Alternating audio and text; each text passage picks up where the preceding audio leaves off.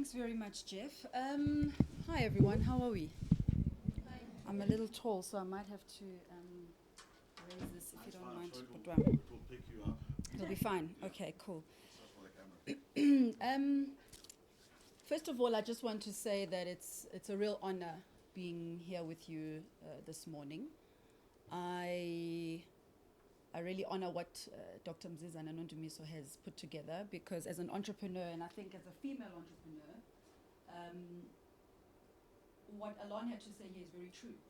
I think that we as women tend to be our own worst enemies.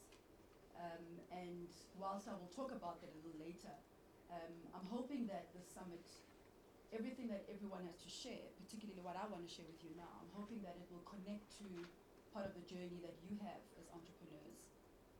And I'm going to do that by trying to share what I've done. Essentially, talking about how we've done it's a very difficult thing because it's a personal journey.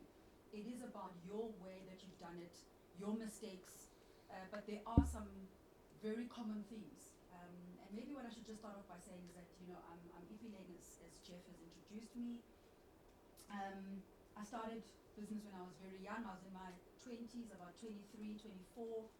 And I grew up in Natal. I'm the eldest of 3 girls.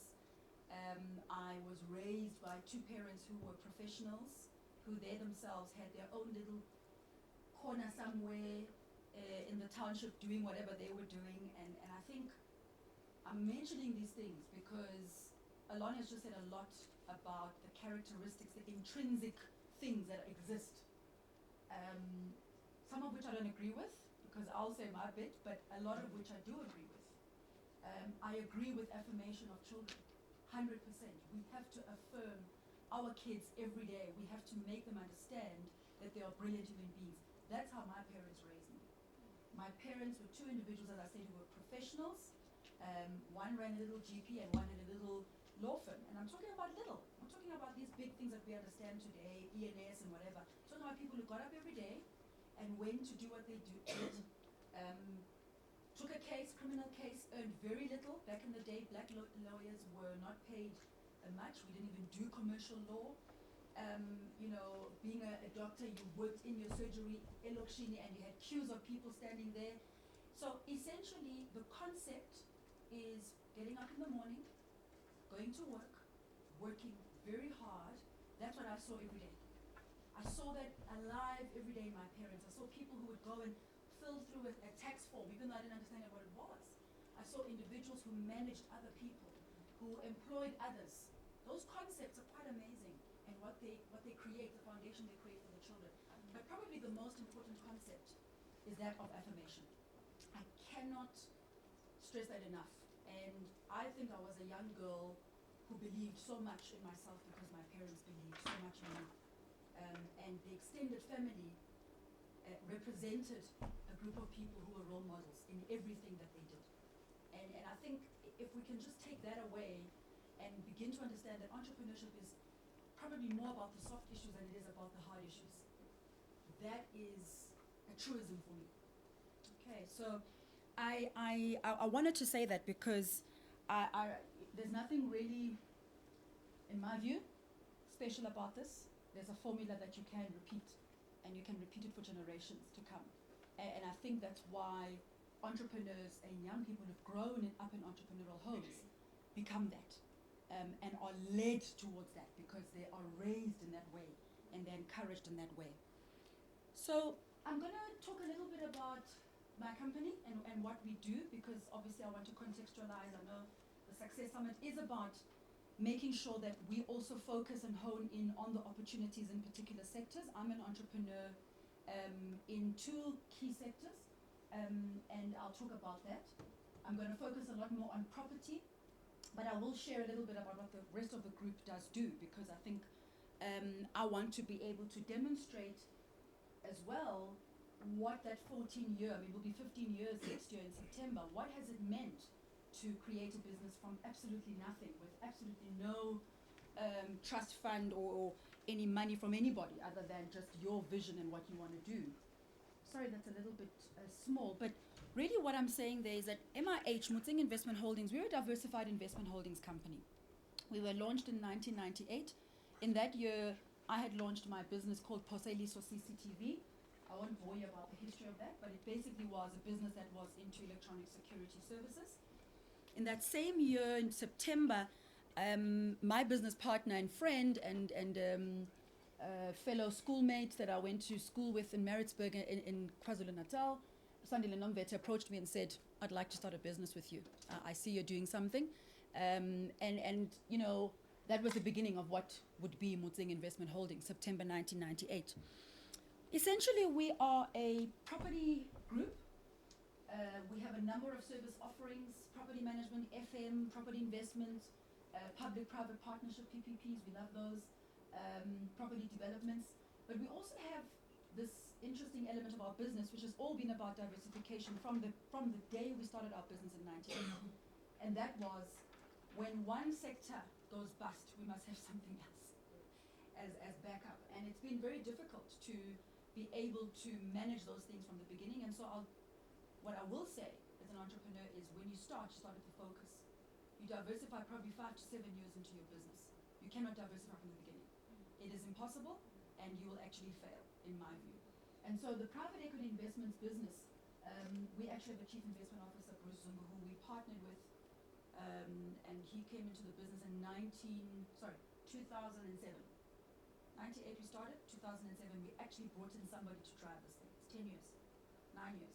So I'm trying to say to you, much as the diversification story was key, it's something that we had to really work on. The key things about Motseng is that it's managed and owned by black professionals. RMB does own 15% of our business and has done so for about 4 years.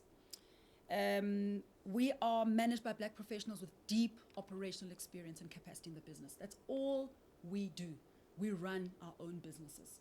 We have bought into businesses where we have partnered with others, but essentially even there, where that business is a subsidiary, i.e. it's a business that has to be consolidated into the bigger group, into the actual, the AFS, the annual financial statements, we run that business, we own that business, we appoint people in there. If it's an associate business, then we leave that management to do it. We believe in management of businesses. We've grown from 2 professionals to employing over 200 people. We are an organization that basically has about 95% management, which is black South Africans. Over 48%, well, it says 50%, it might be a little out now, of our employee profile are black women. And that is so important to me as a black woman. I sit on ExCo. Our ExCo is 4 people. It's 50% men and 50% women. And I want to ensure in our organization that reflection at the top trickles through to every level, to MD level, to middle management, and to junior management. And what you find in organizations such as ours is that unfortunately the top might look like that, but the middle part doesn't look like that. And so I'm on a drive to really employ more female MDs. The bottom part looks like that because we have a lot of women in support functions and in line management, but I find that the level where you've got more managers who are reporting to a general manager, for instance, we are not moving as quickly as we should, and that's part of my objective. We have assets under management, and now I'm talking about property assets under management, are in excess of 12 billion, and we're a level 2 accredited firm purely because RMB owns 15% of our business. What's key, everyone, is, you know, we're an operational business, as I've said. I don't think I would ever be able to invest in someone else's business and not understand how it is run, how we make money, as Allon was saying, how we lose money, what are the key risks, how do we mitigate those risks. We're just not those kind of people. And I think entrepreneurs are built like that. When you're an entrepreneur, you want to get into the heart of the business. We have moved, and I see Motseng as a second generation BEE firm.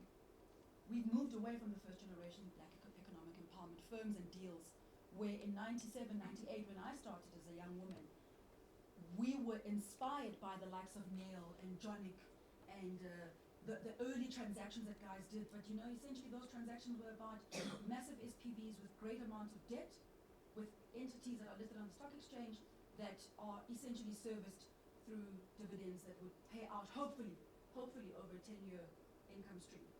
And we know what happens to that. You're not involved in the business, you don't run the business, you actually have no influence over that income stream. And when we started our business, we said we wanted to have influence over everything that happened. We went to venture capitalists and they turned away and turned us away and said, we're not going to loan you money. And that has really been, I think, part of the importance of our success is that we've actually run the business. So the structure of the group kind of looks like this. This is exactly how it is. I'm Chief Operations Officer. I report to my boss, Sandile, who's CEO. Also, together, Sandile and I own majority of the organization. To the left, we have a concessions business, PPPs, Qedani, Mahlangu, the MEC spoke about infrastructure development. We're very proud of the fact that we believe our government has got huge opportunities in this country when it comes to infrastructure development. And I'm talking about public-private partnership, our ability to be able to partner with departments in this country and say, what are your actual needs, whether it's from accommodation to sanitation of water, whatever it might be. And we have a business, MD of that company is a lady called Moloto. She runs a team of about 6 people, and all they do, they're private equity, ex-private equity people, finance managers. They go out there and they look for triple P opportunities. And we currently manage a couple. We invest, we sit at the concession level, and we manage the facility from an FM point of view. Our business is very synergistic. So when we come to property group, we have an FM company, property company. Everything that we do pretty much links into the other. So it's about flexibility. We didn't start in the PPP area. We launched that business 2 years ago. We started in the property group area. And really what we do there is, I don't want to bore you again, but I think the MEC spoke a lot about property management, facilities management, and so forth. It's really the whole property services space. We've been in that space for 10 years now, and we started in a joint venture with Marriott Property Group in 2002. We launched a company called Motseng Property Services. Essentially what we do throughout those 4 entities, excluding Mzizana Landscapes, is project management, property management, and FM look at the asset management of the building. From the income generation, collection of leases, paying of rates, paying of taxes, paying of electricity, management of tenants, to the management of their HVAC, life cycle management of their assets in the building, HVAC, electricity, whatever it might be, the plant, down to the project management. So now an owner says, I want to develop this asset. I'll give an example. Pavilion Shopping Centre in Durban. The extension, every extension we have done, or the owners have done in that centre, the owners are Parito, PIC, we have led that extension from a project management point of view. We have coordinated the professionals as MPM. We ensure that the landlord is delivered with proper income growth or yield growth in terms of their property deliverables to their owners. And we are the small guys on the ground who make sure that, yes, now we want to bring Zara, where we're going to put Zara. That's basically what we do. And then our guys go and talk to Zara and say, Zara, we want you as a tenant here. So it's really the full service element of property. It's not going to make you rich. That much I can tell you. So we got into a space early on to understand and to learn what people do in property because we loved it. And I suppose where I'm different from Allon is I believe you do have to have passion. I actually believe you actually need to love what you do. Where I do agree with him though is, a lot of the people we employ are people who love what they do. Either love working with others, love a building. I have people in my office who just love buildings. I love the fact that it's a building, it's a tangible asset. I'm not talking about gold that is deep in the ground. And you think it's crazy, but I want to employ and work with people who truly love what they do because they do amazing things. Russell Simmons recently said at a function that Destiny put together, where passion meets preparation, it's amazing what happens. And where you're passionate, you don't worry about the money. You worry about the good delivery of what you do because you want it to be amazing. You want it to be the best. And I believe passion must come into it. And my passion is, as Ipileng, I want to see people grow. I want to see, particularly women. I have had the honor of working with young women who have left our employ, started up their own companies, and have come back to say, Sis Ipileng, this is where I am now. This is what I'm doing. And we'll say, let's work with you. Let's provide you with some kind of service. That's actually what gets me up in the morning. It's the ability to say, sure, we're seeing people grow. We're seeing people evolve. And maybe less about the structures and so forth. And then we have a strategic investment business. It's essentially our private equity, I would call it quasi-private equity business. We've got investments in those companies. And then what we did in 2008, we said as a business, we can be a property manager and all of these other things. We're never really going to have great influence on a landlord for as long as we are at the mercy of the landlord. what we need to do is we need to become a landlord.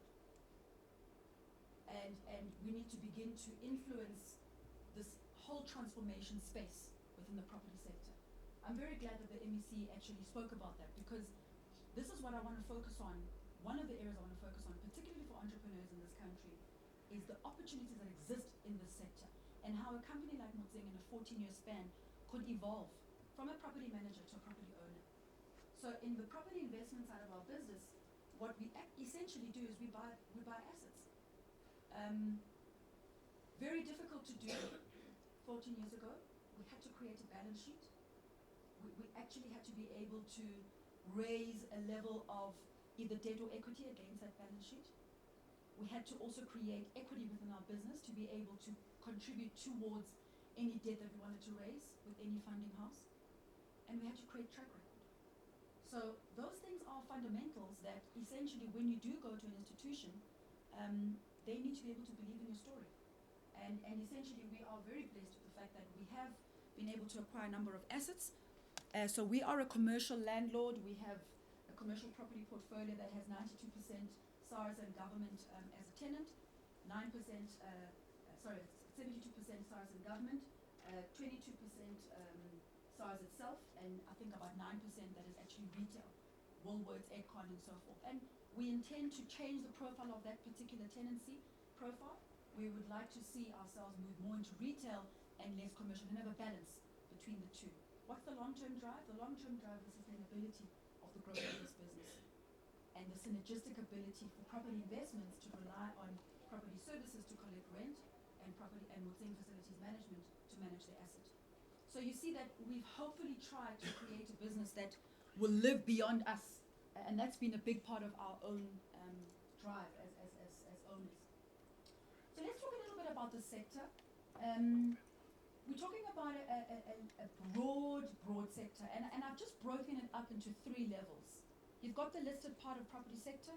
You've got very much your unlisted, which is your commercial, retail, industrial, residential, which is public and private. I'm putting government in there as well, which is the largest landlord, as I'm sure all of us know that. And then you've got residential. A lot of people, when I talk to them, they say, oh, are you an estate agent? And it's important to educate us. We're not an estate agent, but estate agents fall within the broader ambit of the property sector. So they're governed by the EAAB, which is the Estate Agencies Affairs Board. The commercial sector is governed by a number of different organizations, one of which is SAPOA. And essentially, when we talk about the sector, I'm trying to show you how broad it is. When you talk about the PUTs or PLSs at the listed sector, essentially those are just vehicles, property unit trust or property loan stock companies. And what those are listed vehicles that investors or promoters put together a number of properties. I'll give you a number of names of ones you might know. Jeff spoke about Rebosis.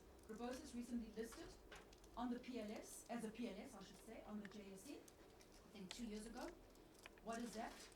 It's essentially a structure where you take, I don't want to get too technical, but you take 2 types of unit holder or units, and essentially you've got a debt structure linked to a normal share structure, and what you list is properties, and then you go and say to investors, do you want to come and take 1 million units in my actual property portfolio? And what will happen is you will raise a whole lot of money with different investors, and that's basically what Rebosis has done. Rebosis is one of the few, among probably about 4 or 5, Dipula, Ascension, Bonani, black-owned, or rather largely black-managed property companies on the stock exchange. And that's a huge thing for the transformation of the property sector in our country. Because what you're seeing more and more is that property owners are saying, much as we want to continue this wonderful ability for us to go and buy more and more assets, we need to be able to list them so that we have access to capital. So while some people might say, but hang on, you are diluting black ownership because access to capital means more white people are buying into your assets. Unfortunately, that's the reality. What you're saying is, no, but if you manage the assets and you manage all the downstream activities as a black company, hopefully you're still able to maintain that. So it's a very broad sector, okay? What are the opportunities that exist for you as entrepreneurs? I think they are immense. I really believe that they are immense. And if any entrepreneur here today is sitting and saying, sure, how do I access Qedani MEC Mahlangu's opportunities. You need to begin to understand where it is that your strength lies and your interest lies. So either you're going to be an investor, and I would say that if you're a startup entrepreneur right now, you're not starting there because that needs a huge amount of money. Or you could be, truth, or you could be at the level of a professional or a service company. Why I'm putting this slide up is because this is where we started. We were a service company. That's all that we were 14 years ago. We were providing CCTV cameras. We bought into a company called Enforce. We were providing security services, cleaning services. We had no idea of what property management was.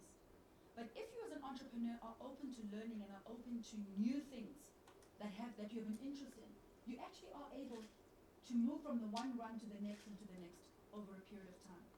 So I'm trying to show you the broad spectrum of what exists here. You find a lot of companies are sitting at your hard and soft service level. There are a lot of women and men black women and men who own cleaning companies, security companies. I've got a printing company. I've got an advertising firm. I've got an events firm. We know them. There are a lot. And we need those services when you look at the supply chain that goes into property. But what I want to see more, and I would really like to encourage entrepreneurs, is the movement from that level to the next is not difficult. The next run is very much professionals though. So you heard MEC Mahlangu talking about construction. The more women construction firms we have in this country, the more we are able to actually influence where money goes and how it flows. You look at the areas, a lot of people think if you're CA, you can't be in the property sector. We employ so many CAs in our organization. Finance, legal, lawyers who are specialized in that particular area. Property managers, project managers, property developers, leasing agents, and the list goes on. You talk of quantity surveyors, you talk of architects, you talk of town planners, and the list goes on. You just need to start thinking about the scope. I actually believe that property is one of the largest and one of the broadest areas where black people at many levels can really participate and begin to create meaningful businesses for themselves. I really do believe that. There's an organization that I've worked with for a number of years called Women's Property Network. There's also another organization I'll talk about called AWIP, African Women in Property, that actually are about focusing women and helping women to expose them. I was chairperson of WPN in 2007 to 2009, and one of the things I'm most proud of that we launched was the Education Trust, where we have educated, I think, about 20 young black women in specifically property programs at Wits University. We've actually contributed to their studies. We've taken them through second year all the way to the end, accommodation, whatever they require, by going to the industry and saying, we've got to be able to make sure more young black women know about these property studies. If you go to the WPN website as young women here, please do know about it, read about it, and see what opportunities you can actually accomplish there. So I've talked about the various industries. Jeff, are you standing up to tell me I must finish? Okay, cool. I've talked about the various, say no more. I've talked about the various industries. I know I talk too much. There are also broader property associations, very important for all of you to know about. SAPOA, BACPO, Qedani Mahlangu talked about it again. SACSC, CYBIB, very important CYBIB for black property practitioners. BACPO for black property owners. SAPOA, I see the wife of the chairman of SAPOA is sitting right here in our midst, Mrs. Musimeke. Women need to participate at various levels, and I think investor levels, professional and service runs, I've talked about them. The majority of us are located at the service levels and professional levels. We can begin to move up, ladies. There are so many opportunities for women to participate at those investor runs. I want to promote, for instance, DPW in some of the programs they have. EPWP, the programs in terms of being able to, when you have got the ability and the appropriate funding, to actually go there and own buildings. It's a long process, but those opportunities do exist. The critical challenge, as I've said, really is funding, and I think information. People don't have information. Information sits in a lot of different corners, and it's not shared. There are so many government policies that actually support women. I haven't talked about National Treasury and PPPs. I think some of us, if you're interested in infrastructure, you should go onto the PPP unit's website. It's there. It's governed by National Treasury, and there's some exciting things that happen there. So essentially, that's the property value chain, as I believe it and as I see it. You've got the landlords and investors, asset managers, property managers, professional cluster, services cluster, regulatory. It's about understanding where you want to see yourself. I don't want to repeat that. That's where I believe opportunities exist. Where I said institutions, it's really your pension funds, the likes of PIC and so forth. Just the last slide, Jeff, if I may. I think I get very disillusioned when I hear people say to me, oh, you know, how do I start a business? I just want to buy into this and I want to buy into that. As I've said, you've got to build a sustainable business. It's all about deep operational capacity, deal structuring and your ability to be flexible. People need to believe your story. People need to believe you. I've come to believe and see when we talk to investors, they actually couldn't care about what we do and how we do it. They believe in you as a person. And that is true today as it was 14 years ago when we were recruiting people who could have actually thought, hell, I could lose a job here, I could not be paid. You've got to manage organic growth, and I think that's putting the right systems in place. The winner's curse, you've got to ensure that success doesn't choke you.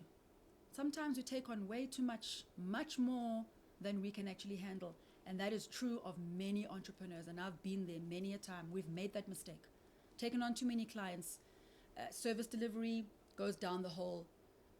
Don't put enough time and effort into recruitment maybe and looking at the right people, checking out who they are, and then you get the wrong people. There's so many things I can explain.